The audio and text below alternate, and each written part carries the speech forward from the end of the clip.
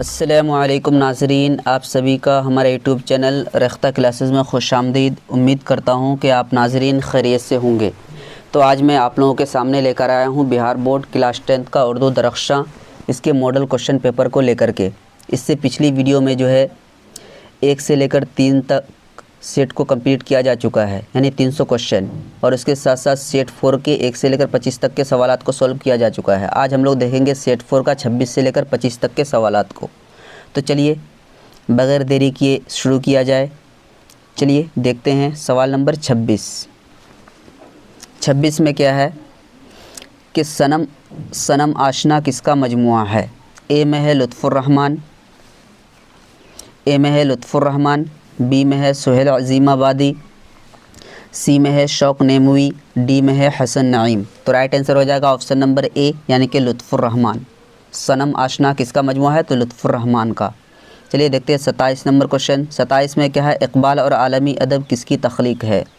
ए में है अब्दुल मुग़नी, बी में है कलीमुद्दीन अहमद, सी में है सर सैयद अहमद ख़ान, डी में है अख्तर औरनवी। तो राइट आंसर हो जाएगा ऑप्शन नंबर ए, यानी कि अब्दुल मुग़नी। इक़बाल और आलमी अदब किसकी तख्लीक है, तो अब्दुल मुग़नी की। चलिए आगे बढ़ते हैं और देखते हैं सवाल नंबर 28। ग्रीन हाउस इफ़ेक्ट की वजह क्या है, यानी ग्रीन हाउस गैस जो है इसके इफ़ेक्ट जो हैं इसका कारण क्या है। ए में है कल कारखानों से निकलने वाला धुआं, बी में है मोटर गाड़ियों से निकलने वाला धुआं, सी में है जंगलों की बेतहाशा कटाई, डी में है इनमें कोई नहीं। तो राइट आंसर हो जाएगा ऑप्शन नंबर डी, यानी कि इनमें सभी, कोई नहीं है, इनमें सभी।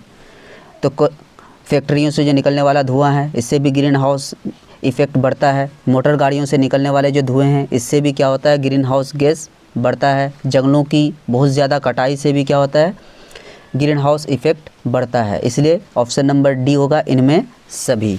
चलिए आगे बढ़ते हैं और देखते हैं सवाल नंबर 29 में क्या है, मैंने वो अंदाज़े तहरीर ईजाद किया है कि मुरासिला को मुकालिमा बना दिया, ये कौल किसका है। ए में है ज़ौक़, बी में है गालिब, सी में है सर सैयद, डी में है मौलाना आज़ाद। राइट आंसर हो जाएगा ऑप्शन नंबर बी, यानी कि गालिब का ये जो है कौल है कि मैंने वो अंदाज़े तहरीर ईजाद किया है कि मुरासिला को मुकालिमा बना दिया।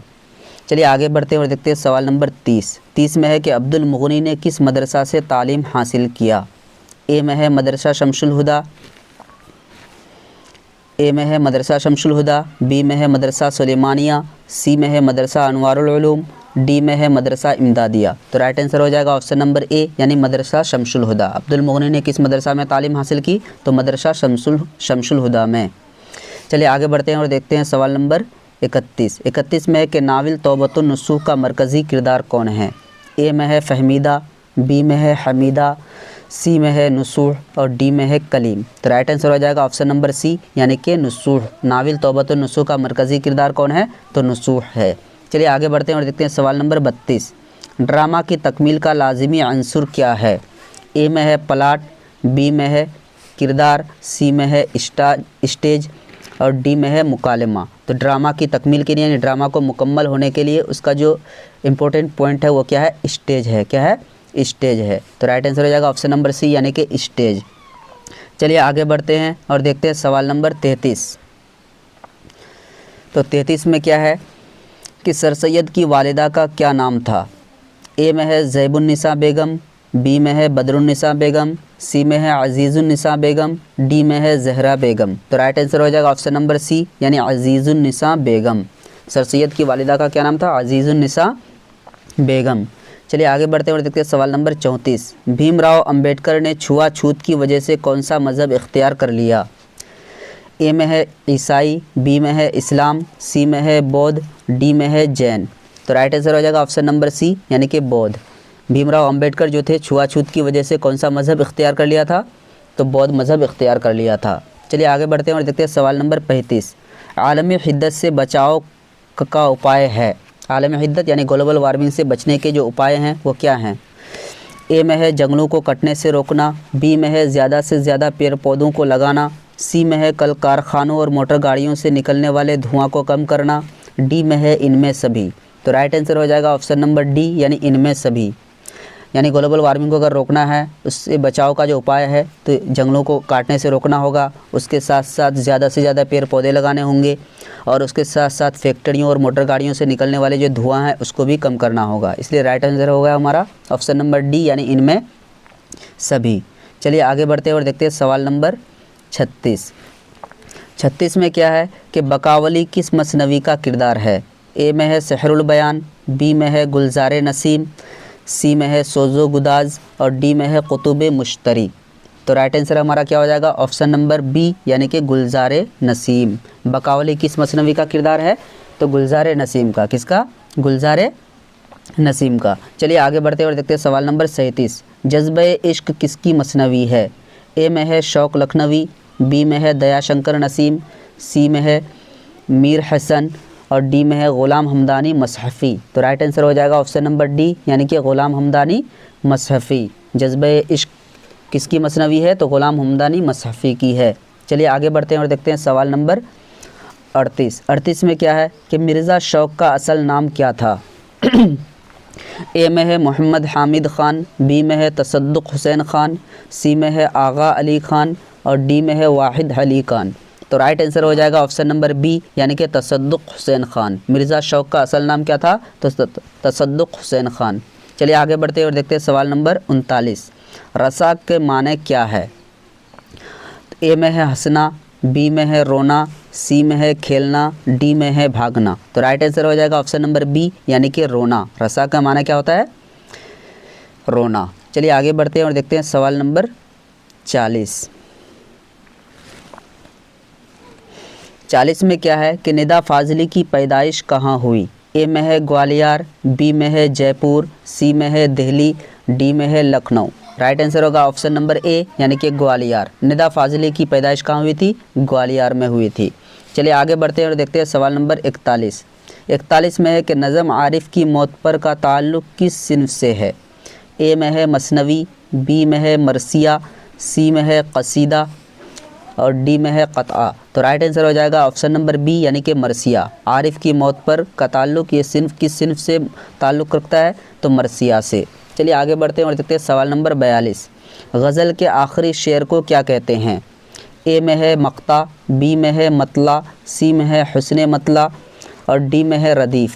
तो राइट आंसर हो जाएगा ऑप्शन नंबर ए, यानी कि मतला। गज़ल के आखिरी शेर को क्या कहते हैं? मतला कहते हैं। चलिए आगे बढ़ते हैं और देखते हैं सवाल नंबर 43। तेरे होते हुए खाली जगह है, हैं महफिल में चिराग, मिसरा मुकम्मल कीजिए। तो यहाँ पे गज़ल का एक शेर दिया गया है, खाली जगह दिया गया है, यहाँ पे बीच में क्या आएगा? ए में है दिखाते, बी में है बचाते, सी में है जलाते, डी में है बुझाते। तो राइट आंसर हो जाएगा ऑप्शन नंबर सी, यानी जलाते। तेरे होते हुए जलाते हैं महफिल में चिराग। तो यहाँ पे क्या होगा? जलाते। चलिए आगे बढ़ते हैं और देखते हैं सवाल नंबर 44। 44 में क्या है कि नसीम कहाँ पैदा हुए? ए में है दिल्ली, बी में है दक्कन, सी में है लखनऊ, डी में है पटना। राइट आंसर हो जाएगा ऑप्शन नंबर सी, यानी कि लखनऊ। नसीम कहाँ पैदा हुए थे? लखनऊ में पैदा हुए थे। चलिए आगे बढ़ते हैं और देखते हैं सवाल नंबर 45। 45 में है कि सदबर्ग किसके कलाम का मजमुआ है? ए में है मुबारक अज़ीमाबादी, बी में है परवीन शाकिर, सी में है इरफान सिद्दीकी, डी में है अहमद फराज। राइट आंसर हो जाएगा ऑप्शन नंबर बी, यानी कि परवीन शाकिर। सदबर्ग जो है किसके कलाम का मजमुआ है? तो परवीन शाकिर का। चलिए आगे बढ़ते हैं और देखते हैं सवाल नंबर 46। ज़फ़र गोरखपुरी का एक मजमुआ बच्चों के लिए भी है, उसका नाम क्या है? ए में है तन्हाइयाँ, बी में है सच्चाइयाँ, सी में है दूरियाँ और डी में है करम फरमाइयाँ। तो राइट आंसर हो जाएगा ऑप्शन नंबर बी, यानी कि सच्चाइयाँ। ज़फ़र गोरखपुरी का जो बच्चों के लिए एक मजमुआ है तो उसका नाम क्या है? सच्चाइयाँ। चलिए आगे बढ़ते हैं और देखते हैं सवाल नंबर 47। 47 में है कि शबनम कमाली का असल नाम क्या है? ये अक्सर एग्ज़ाम में पूछा जाता है। ए में है अहमद रज़ा, बी में है मुस्तफ़ा रज़ा, सी में है हसन रज़ा और डी में है अहसन रज़ा। तो राइट आंसर हो जाएगा ऑप्शन नंबर बी, यानी कि मुस्तफ़ा रज़ा। शबनम कमाली का असल नाम क्या है? मुस्तफ़ा रज़ा। चलिए आगे बढ़ते हैं और देखते हैं सवाल नंबर 48। मसहफ़ी की ज़ेर निसाब मसनवी का उन्वान बताइए। ए में है गुले बकावली, बी में है ज़ैनुल मुलूक, सी में है आगाज़ दास्तान, डी में है गुलजार नसीम। तो राइट आंसर हो जाएगा ऑप्शन नंबर सी यानी कि आगाज़ दास्तान। चलिए आगे बढ़ते हैं और देखते हैं सवाल नंबर 49। इंडिया गेट की तामीर किस हुक्मरान ने की? ए में है मुग़ल हुक्मरान, बी में है खिलजियों ने, सी में है अंग्रेज़ों ने, डी में है शेर शाह ने।